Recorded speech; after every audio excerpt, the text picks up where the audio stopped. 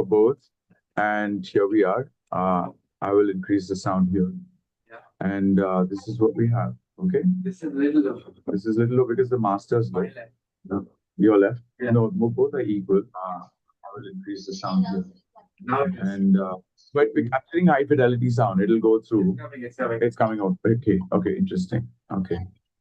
Cool. Okay. How Boys and girls, you're live on YouTube, live streaming as of now. So okay, and we will be recording in 5, 4, 3, 2, 1. Hello, everyone. We are here in Zen Live, and we are here with Sheetal and Jeeva, who will both speak with us on different topics. Specifically, Sheetal, nice to meet you. Nice to meet you too. Yes. So you've been practicing yoga for how long? Well, like when I started it way back in my school. So I was like doing it by myself. But when I started learning it under a teacher, Right. like professionally, right, with all the alignment Right. and the cues that are given. So I started learning in 2019 under a teacher. Yeah, in Rishikesh. So from then till now, I've been practicing and teaching. I see. I see. That's a long journey. And Jeeva, how long have you been practicing Tai Chi? I have been practicing Tai Chi and yoga for about 10 years and Tai Chi for 7 to 8 years. Wow. So it's been Quite a journey. fascinating journey Yes. of upside downs and inversions. Upside down is an inversion of energy. I know it's fascinating to be inverted every day, shaking up your whole biology. Wow. And what forms of yoga do you do, Sheetal? So I do Hatha. And then in Hatha, I like to assimilate the elements of Iyengar, right, with all the alignment and Vinyasa, some aspects of Ashtanga also, right? So yeah, so it is Hatha, but with the elements of Vinyasa, Iyengar, and Ashtanga in it. I see. I see. Yeah. That is cool. Yeah. And why Hatha yoga? I think because it gives you a very good understanding of your own physical body, right? Understanding of the asana. And then when you position yourself in the asanas, right? And you breathe, so you actually you get to know, okay, what is the asana doing to my body? How is the asana related to my breath? Because in Hatha, we are slowly progressing, learning the asana and positioning ourselves there. And then we are trying to stabilize, stay there. So when we stay there, we actually understand, okay, what is happening physically to my body and what is the relationship of my breath. So it is like, actually the unification. So we are trying to understand, okay, what is happening at the body level, breath level, mental level. So yeah, I like that about Hatha Yoga. Right. It's very grounding, makes you more alert, more aware. Right. And the beautiful thing is that the unification of the senses, it's like what you're referring to in many ways. And from an energetic practice, Jiva, like, see, in Hatha Yoga, it's about unification of energy. In Tai Chi, it's about channelizing or focusing that energy also. But there are different parallels. Like, are you able to draw any parallels to that? Yeah, I think in Hatha Yoga, you are becoming very, you're learning to be in your body through your breath and holding the asanas. It builds a lot of psychological strength and emotional strength because some asanas will have been designed to release emotions and ignite the energy from the solar plexus. So it's a very energy intense practice. It takes a little while to become that sensitive.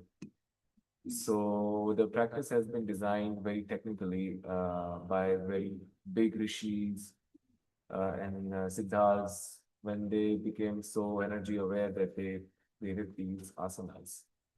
So we are very blessed that all this has been preserved and only being made better in for modern times now, because like Iyengar yoga fits really well for the modern times. So now it's just not one yoga practice, there's many doors to enter it.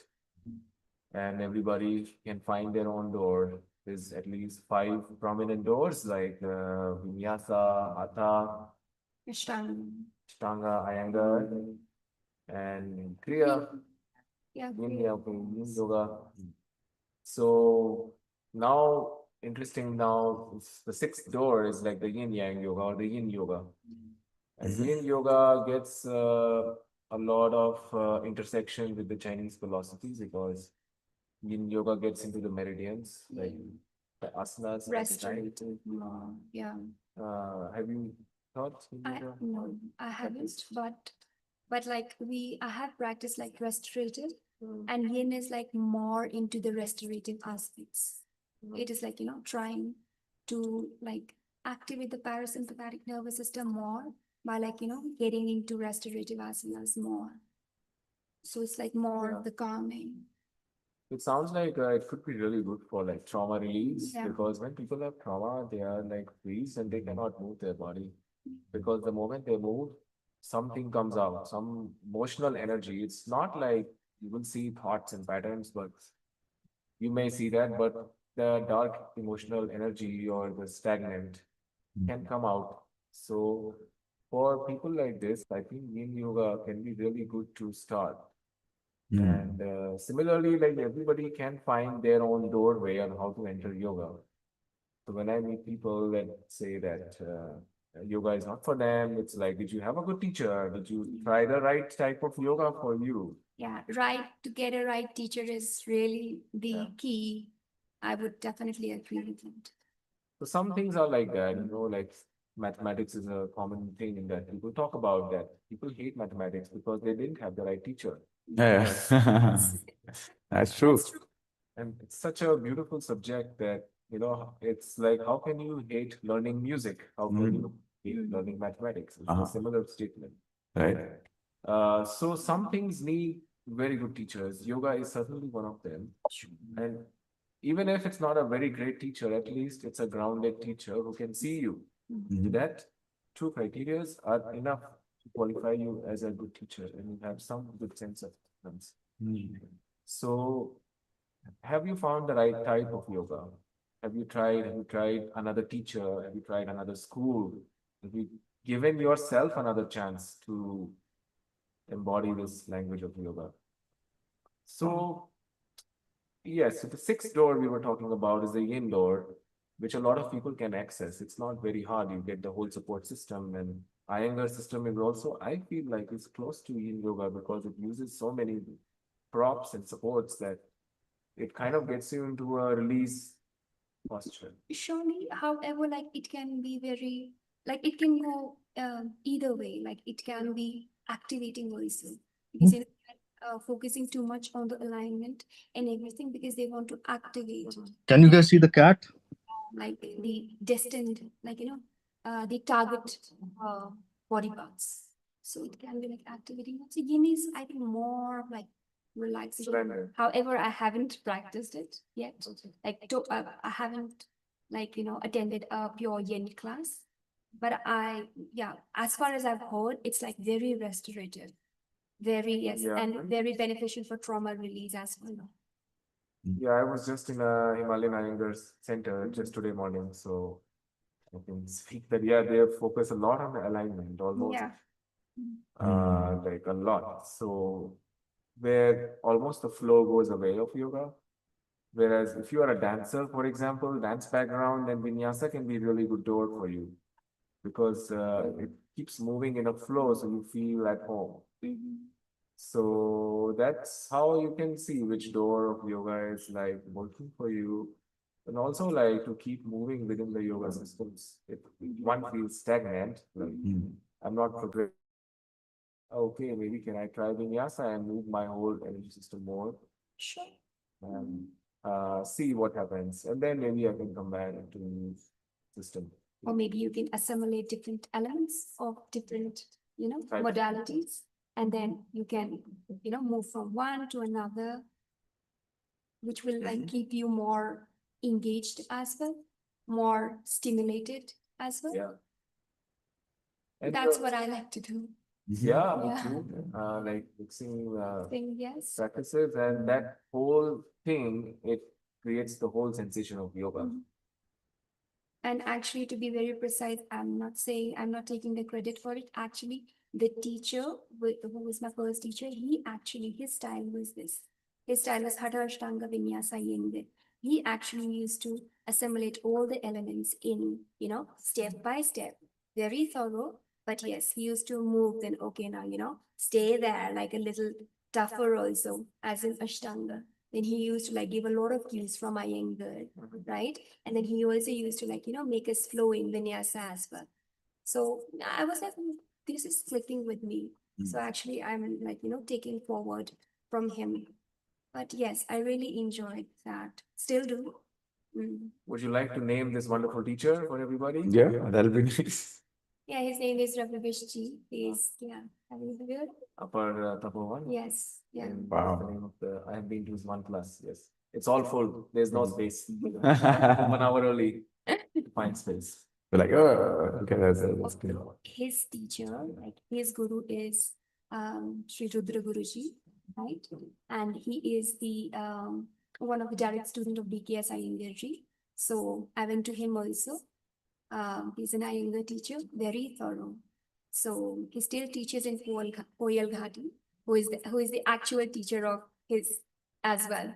So I went to him as well. He's also a very wonderful teacher. Yeah. Wow. You can just teach for straight 3 hours, like with philosophy also in between, Wow. and you will be like amazed. Okay. With Where's everything. Also- Rudra Guruji? Yes. So there's a place called Koyal Ghati. It's very close. The village is very close to Bairaj Pul. There is a full Bairaj dam near Ames. Mhm. So he stays there. Ah, He teaches. Yeah. He is his main teacher though. Wow. Yeah. He learned from him. However, like he has also assimilated, like he gave it a little modern, touch. Yeah. So both of them wonderful teachers. aha, amazing. Thanks for introducing this beautiful lineage to us. And Yeah. Sure, I'd love to, for I'd sure. love to go to Ravi's class again. Right. So when you practice your Hatha Yoga, how do you introduce like students to this? What? Like when you practice Hatha Yoga and you have a class, how would you go about it? Like how do you normally go about it?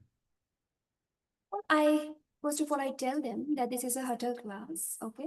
However, there will be elements of this, and I ask the students Mhm. that have you ever practiced, like what their level is, what is the understanding, or what is their understanding of yoga, what is their background in yoga, right? So that I know, okay, what from where they are coming, Mm. and then accordingly, because in yoga also, as per your practice, right? There is a level to it. Mhm. Okay.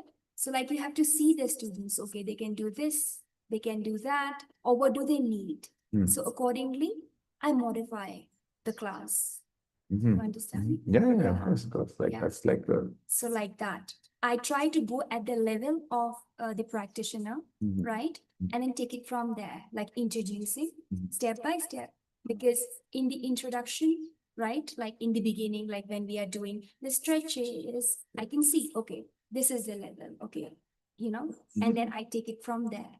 Mhm, mhm. So I Ah, think that is, I think more like of the term of teaching, I think it is more facilitation of the practice. uh-huh. The work of an individual who is on the other side of the class, who is leading the class, is more of a facilitator Right. in the learning process. Correct. Because he or she is himself also learning in the process. Yes. So it's a teaching learning process, but I Yes. think overall it's a learning process. Correct. That is true. That is true. So I think understanding the people who are in front of you, what they need, what, from where they are coming, and then leading from there is helpful. Correct. Correct. Yeah. Amazing. So, what would you say for newcomers, like how to get introduced to this lifestyle? Introduced to the lifestyle. See, first of all, okay, when you go to a yoga class, you automatically gets introduced to the yoga asanas, right? Then you should read, right? Read about yogic philosophy. Okay, what is said, like what kind of, the lifestyle you should lead, right? Because it has a philosophical background also, right? So I think reading also, and then maybe taking anatomy class or a philosophy class. Yes, because that's why like people go for yoga teacher training courses in which there are different classes, philosophy class, anatomy classes, asana classes, where they get introduced. But if you can't like go for teacher training course like as such immediately, getting acquainted with the asana classes and here and there like reading about yogic philosophy helps. Wow, that's really nice. Yeah. We just have a few viewers just join us. So, like, if you guys want to ask a few questions, now is the good time. Sheetal and Jeeva will be trying to answer. If you have any questions regarding yoga, wellness, health, tai chi, and longevity. Yeah. Uh,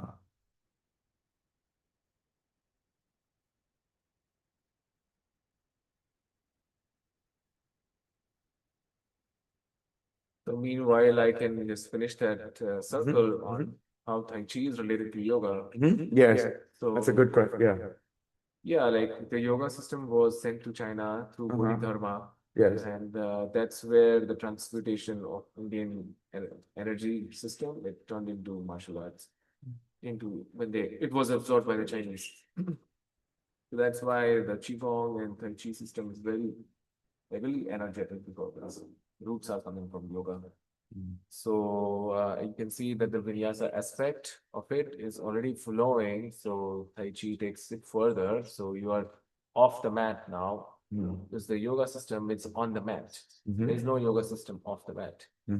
So this will make you travel on the floor. So now you are moving in the same energy consciousness, and the movements are designed so that you can maintain the same thing on the mat, off the mat, because you are doing this now while moving. So now you're doing this on the mat, you're doing this while sitting, you're doing this while moving. So it covers all three dimensions. So that's how it can be a really good supplement to the practice of yoga. I still say supplement because I would say like Tai Chi requires a little bit more body awareness, although it's not required, but to really feel the force of energy, the yin yang force, that kind of body awareness and energy awareness already needs to be there. And we have a really good system for that. So I will still say that it's a really good complement or supplement. Interesting, because like I think if Bodhidharma, this is so all of like Tai Chi is the Chinese interpretation of the yogic energy system. Yes. You know? And look what happened to it, because 2000 years of another country taking the same system, and it made it look so much different. Yeah, although its roots are like Indian. Yeah. And they're both equally like you know potent. I have heard that Kalari Pattu, the martial art, it is also like, it also went from India to China and then it was modified. But at the same time, this The happened. karate is the translation of Kalari Pattu. It is the same. Karate. We're talking about the same transmission. So Kalari is still the same here. But now what we see, the Kung Fu from China, 2000 years of change, what can happen? Yeah. So the Kalari Fighter becomes Jackie Chan and Bruce Lee. So that's the amount of transition that happened in 2000 years. However, I think hats off to them because they practiced it very diligently, right? Mhm. And they added, we can say they improvised also. I would say that they a little bit of like I think they have improvised it as well Mhm. because the karate or the martial arts that we see in today's time, right? It's like very on like very how do I say very sharp, you know, like the moves and everything. Yeah. So they, I think we should give some credit to them as well for practicing very diligently.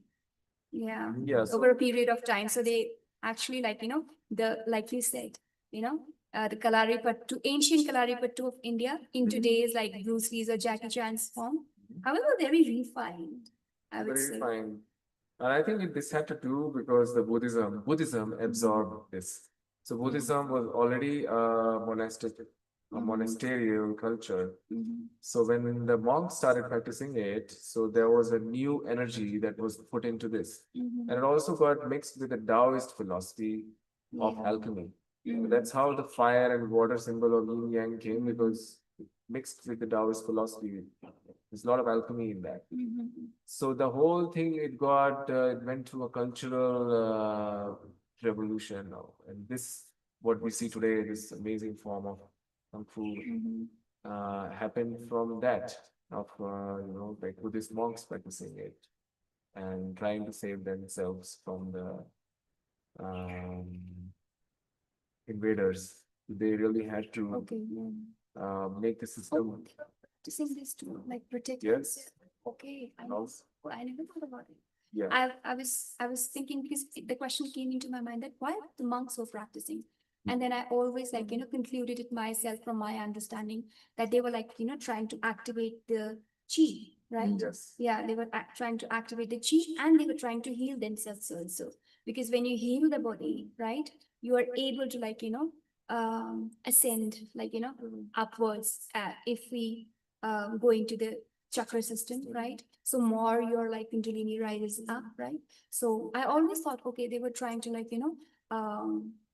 furnish their reflexes and they were trying to do it for the inner healing and meditative practices. But I never gave it a thought. They were trying to defend themselves. Well, it was both going on. There was inner alchemy going on from the Taoist philosophy.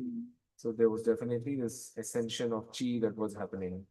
And then when this ascension of chi happened and they put it into the movement, then the movement became so strong. Yeah. Mhm. that Yes. Chi became the chi that you It's a weapon. as a defense. Yeah. And then they started putting weapons to it, and then the weapons also followed the same alchemy of the energy. So the weapons became part of the energy system. Mm. And then the weapons started reverse teaching them on how to move the body. Mm. So we're trying to invade them at that time. We have had invaders forever, like Yeah, yeah. this whole land, like I don't know, maybe the Mongolians, I don't know. Yeah. Yeah. They went yeah. everywhere, right? Because they were also at war. Yeah. The whole region has been at war forever. It's just Right. now there's social media, so we know a lot about this. So they were all trying to save their monasteries, right? Because no matter what invader comes, Yeah. this monastery cannot shift because it has so many now literature, book, arts, Mm. and monks living there. So they were trying to save themselves. What really happened, we don't know. Like this is all like a lot of speculation of what may have happened and a lot of verbal knowledge because like I don't think this is like Very documented. interesting. Something similar happened in Tibet also. A lot of demolition of the monasteries and a lot of cruelty towards the monks and nuns. But I think it's very intelligent of the Shaolin monks that they were Yes. learning it to defend themselves. So very smart. It's a very powerful system, and now with the advent of guns, then it was a very uneven playing field. Because they were using it for like self-defense. They were never like Yeah. in the favor of violence, right? Yeah. But it's a very good thing that they knew it and they could defend themselves. That's like very smart. So this also like bends us naturally into the topic of longevity Mhm. Mhm. because both these arts of alchemy are also like uh, making this human system more engineered to a higher efficient lifestyle. Yeah, sure. Yes. It's true. I mean, it aids longevity. Like, to what degree does it aid longevity? And also in longevity, there's this thing that what parts of your system are, weathered. You can have someone who's really good or has a fortitude in one area, but is not in the other area. Strength can be imbalanced. So here I'd like to quote, bring in the example of VKS Iyengarji, right? I'm sure you must have heard his name. He was affected by polio in his childhood, right? Mhm. And however, I think he lived until the age of, I think, 90, 90 plus, something like that. I'm not like very sure, Mhm. but he lived like, right? Yeah, quite long. quite significant. However, he was like, struggling with polio, right? And the teacher under whom he studied, right, or practiced, he gave him like props and everything because, like, in polio, your body goes very off balance and your limbs, because it affects your limbs, right? So I think he is a live example, right? Of like how he transformed himself, he healed himself, right? And he was doing scorpion and all the Yeah. events at the age of 85 also. Yeah. He was demonstrating it. So I think for sure, like, this modality helps Right. because the asana practice, pranayama, Ayurvedic lifestyle, like, eating habits as well. I think they are targeting the internal organs, that is, the health of the internal organs is like, your internal organs stay like, more, I don't know, young, something like Yeah, that. yeah. Yeah. You use it, there's this beautiful saying, you use it. If you don't use it, you lose it. Yeah. And any solid, subtle, but holistic practice involving your movement, the movement of energy that strengthens you, is going to aid in longevity. And the branch, they say, and that's the chi, right? In the Tai Chi, right? The Jeeva, the chi, life force energy. Mhm. I think in yoga also they say, like, harnessing of the prana. Like, we are harnessing, right? The pranic energy. Mhm. So I think asana, Mhm. pranayama, right? And a certain kind of discipline in the food. Mhm. All these three ways help in harnessing of the pranic energy. More pranic energy you have, surely you are going to have longevity. Because more prana you have, more vital force energy you have to live. So yeah, direct correlation. Yeah. Yeah. It's funny, like, I derive this beautiful energy that's inside me from my spiritual center, which is very like a child experiencing life. Like, because I didn't bring myself into this life. I just, why am I here? But I'm happy. Yeah, but I'm here. And we all are given these cards to play with or some conditioning from which to learn what life is. So because I'm in that space, I think it just keeps rejuvenating because the desire to live is very wholesome. It's not, see, when in the rite of passage, when someone assumes adulthood, there are many cultures here, where the rite of passage into manhood, post puberty, but much beyond, is that when you are now a man and are fully independent, or you are now a woman and you're seeking to create a family and things like this. Culture imposes, certain cultures impose a form of uh, habits or direction. Yes, well, directions of thought, where what is culturally valued in a hierarchy, for example, in a fisherman culture. In a fisherman culture, like, you can find the biggest fish, you can hunt the deepest, you can jump the deepest. There you are. That is the status to wish to achieve life. And what Buddhist philosophy focuses on is, at least the Buddha says, no one is going to save you. All your fears, to find sanctity amidst all your fears, you have to realize it's you, right? So they speak of isolation in such a beautiful context. And so one has to recognize that culturally also there are things that are indicators that cause people to put energy into things that don't yield the happiness that comes from the joyful acceptance of life. And for me, I just realized that, okay, since I'm in in this state of being, the energy source is like endless. I mean, for how long, I have no idea how long life is. I But mean, to say you're able to tap into that source of energy. it's there. Okay. It's there in you. It's there in him. It's like when one just accepts the fact that life in you wants to live. And how does it want you to live? How do you want to live? In confusions or in thriving? This nature brought you so many gifts to inculcate. And so there's that energy that just keeps on flowing. So I guess there's that. And then when you start from that emotional crux of where and how you want to live life, yeah, this, the energy cycle repeats. One good thing repeats after the other. You do something with an intention, you learn, you come back. The spirit stays light. And for real, this is a real thing. You can do things that make your spirit feel heavy.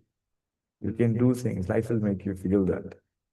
And when you recognize it, then you can change it, and then your awareness will bring the transformation. So yeah, I mean that's just one way to achieve it. I'm just like it's just that. That's really a powerful thought, Yes. because people even after practicing for years and years, studying about it, actually are not able to tap into that source of energy that you are pointing to this. But it's there. It's there in you. I know. It's there. We listen to it, but the thing that you are saying is pointing more towards the realization of it. Yeah. Yeah. And there is a difference between hearing, listening, and realizing. However, the journey is like, of course, from hearing, listening, practicing towards realization. Yeah. Yeah. That's a wonderful thought Hmm. and a realization if you have come upon it, to see that you're quite connected to the source. Yeah, and I mean, you've got, yeah, that's true. I mean, also there's one more thing. Ta-da! See, you can connect to your higher self. So I Yeah. think what we have is like this is maybe it sounds like the yin and yang, like Mhm. one path is of yin of complete surrender and relaxation, and you find the inner source anyway. And the one path is maybe more direct, which is the path of yoga in which you are defined technical system in which you follow this, and you are for sure going to find with a greater certainty you might find this because everybody follows this. So I think the path of the yin of surrender is more maybe easier but more uncertain that you may find it or you may get lost. Yeah, and yang is like more of very structured, very ordered. It might take quite long. Longer, but it's going there. You It's know, going there, yeah. because of the practices and asana, you know it's going. There is no way it's going to miss. And you will go through ups and downs of the frustration, of impatience, right? But you know that, yeah, you are on the right track, but it's like very, very long though. But it's still a path that, it's still the path. The path of the yin is like to surrender. That's what Osho would say, I think, right? Yeah, maybe you're talking more about the yin one, yeah. The yin path. I Very think, nice, so very creative as well. You have to believe your like gut instinct and that yeah, of course you got to believe in your gut. yeah, and have faith, surrender, right? Yeah. I think it's like both the yin and the yang comes in. See, the yin is basically, I feel, it creates the cocoon for the yang. And a lot of times people really look at, what is this element like? What are you talking about? Like, what is this? But the yin energy seeks to serve something. Why is it soft? Why is it there that it is for you to consider some things in the human body are processed through softness, Sure. right? Yes. Some things on the other side, on the other hand, because the softness exists, it's like a tiger's claw. Like if that hand was not connected correctly, that claw and that source of strength would not be able to be used. Because it's in that right space, you can use that yang to get structure, to move things. And the real thing is, yang is the energy, the fire, the uncontainable, or the dynamic. When you tap into it, you don't know what will happen, but sometimes you can tap into it. And yang is the language, is like yin is the language in which the yang begins to manifest. It's like, Yes, you're right. Yeah, yeah. However, it is like more of an organic, like, it is through creative process, it unfolds itself. Mhm. Understand, like, Yeah. yeah, yang is more like, okay, there is a structure, and then through the structure, it is expressing itself. But yin is like more, I don't know, it has its own intelligence, and and each time it expresses itself, no one can tell how will the expression be. It can be anything. Yeah. Yeah. So, and that's what brings us to the symbol of yin yang. And Tai Chi also always is doing this because it's Yeah. doing the yin and yang all the time. yeah. So it's like really embodying that yin and yang intelligence of to like take the intelligence from both the sides, and from there Balance. you're Mhm. finding the middle path or the middle alchemy. Yeah. The other call it a middle alchemy. It's so intricate affair of finding the middle path and finding what will bring it. The one thing I wanted to ask you is that you said about the fluidity, right, in Tai Chi. However, I would say there is fluidity in yoga as well, because see, in Vinyasa, and also nowadays people have like, deconstructed the very regimented yogic practice, right, in which everything is too technical, into an embodied form as well. So similarly, like, Indian classical dancing, where it is slower, but like very like free to move as well, right? Mhm. So we can do that. We can bring in the fluidity in yoga as well, right? And of course, see the mat, the practice on the mat is more of a Western concept, right? And maybe like it makes it a little bit more like, easier, like, It does make it. to be like to get content. However, my question is that what is different in Tai Chi is that you're using, like, you're manipulating, or I don't know what should be the right word for it, like, the hands. So in yoga also, like when they talk about the auric field, the astral body, and the auric field, right? So the fingers, right? Like, because we have the mudras also, right? The hasta mudras, where we are manipulating. So these the 5 elements that we have, the Panchamahabhutas, right? So like we are making mudras in order to manipulate the energy. So for example, if I have too much of like air, so I will be making like, apana mudra, something like that, right? So there are different hasta mudras as well. So what I think is that in Tai Chi, like, using the hands, right? There comes an added element of like, maybe, I don't know, we are like manipulating the energy, our own energy, right? I mean, more than like yogic practices through the like hands. Like, what would you say on it? Yeah. How does it helps, like the hands? So what you're doing with the hand is you're creating a ball, like a fireball within your hands. So you can visualize it, and your visualization might turn into a manifested energy ball, which you can like really play around with and use it to move your body and to create that force, which we call like the dragon force. Like you pull all the energy, and from there you blast out. So What is it actually, like, from where? So it's the chi, it's the prana, pranic energy. that we capture it from. Look, what's going on is this scooping action that I'm putting in my energy, and I'm also capturing the energy from outside. And this becomes like a ball of energy, which is really strong, which can really be like a healing ball or like a guiding ball into like whatever it goes into, like claws or hands. And from there, this whole like the Bruce Lee force that we talk about, it just comes out because the ball, you just capture energy from everywhere. So how does it help practitioner? Uh, the practitioner feels very energetic. Okay. Like he's no more in the small psychology of the self, because the force of the energy ball is so much that it creates a dragon energy, because we use a lot of animals like dragon and tiger and lion. The dragon is the supreme. Yes. The So- most powerful. The culmination of all is the dragon. Okay. All animals, spirits come together to create the dragon. Okay. So when you start to embody different animal spirits, then you suddenly start seeing glimpses of the dragon, then you see what the dragon was. Okay. So it's such a psychological breakthrough, like very, very powerful, because you literally start flying. Like if you're doing the balls properly, you are lifting. Like our friend said, when he did this, his leg felt a jerk because he did. It is like backfiring onto your Yeah, own yeah. body. And that's what, and it also gives a big self-confidence that you can defend against anything. Yeah, sure, for sure. Yeah. So again, a lot of fears start to go away. It's a big psychological breakthrough that people have. Okay.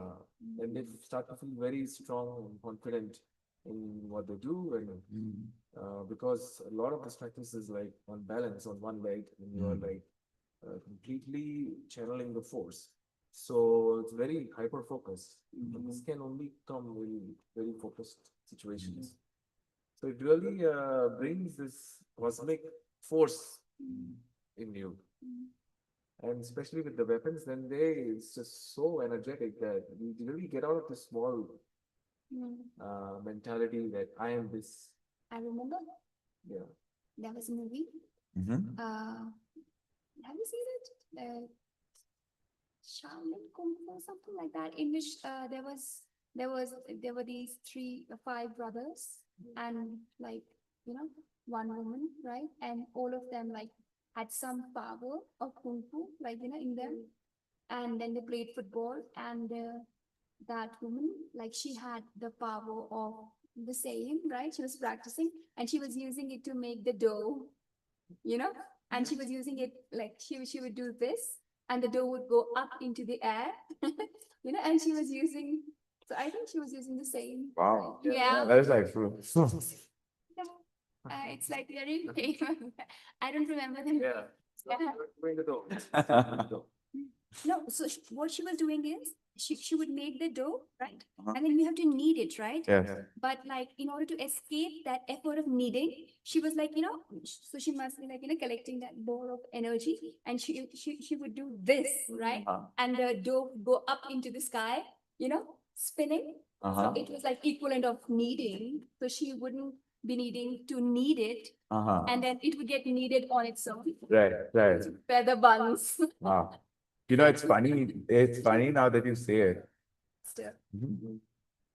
So to get to that energy level, you actually have to spend a lot more energy in your hands so that you can move things around.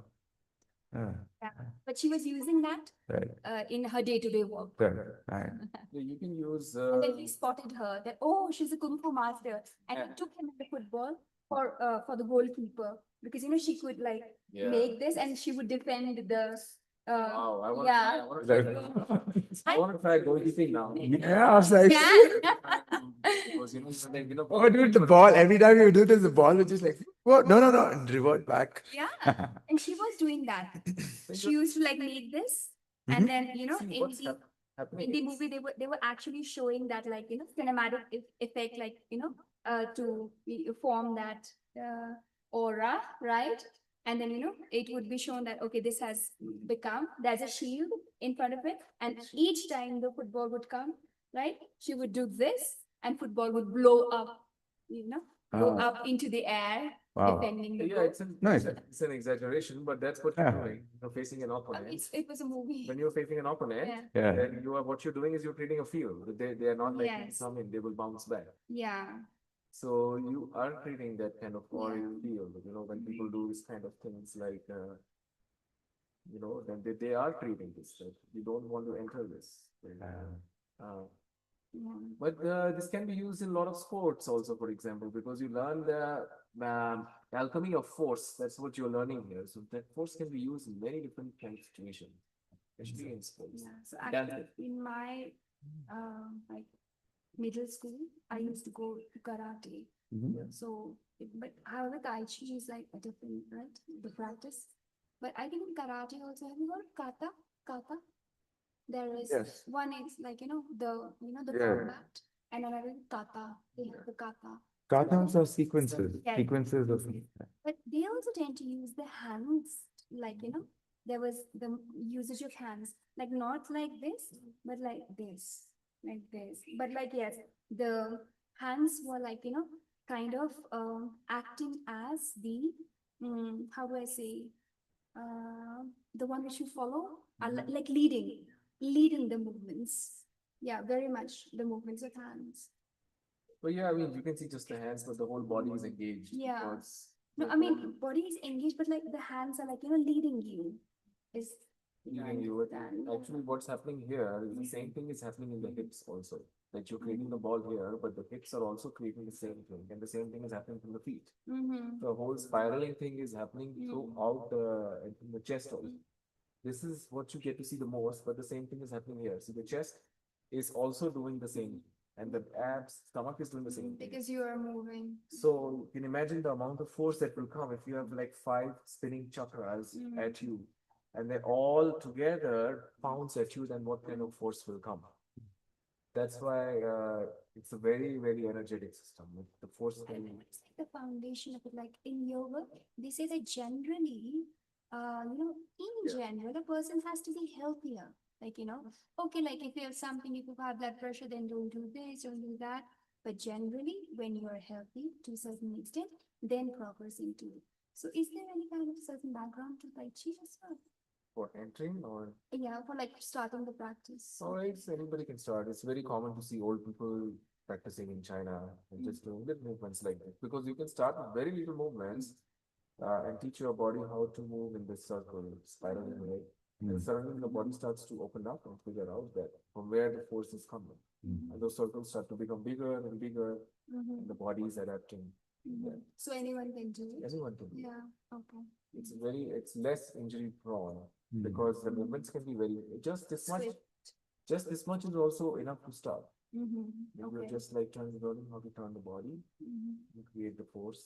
Mm-hmm. So really, yeah, it's open to anybody.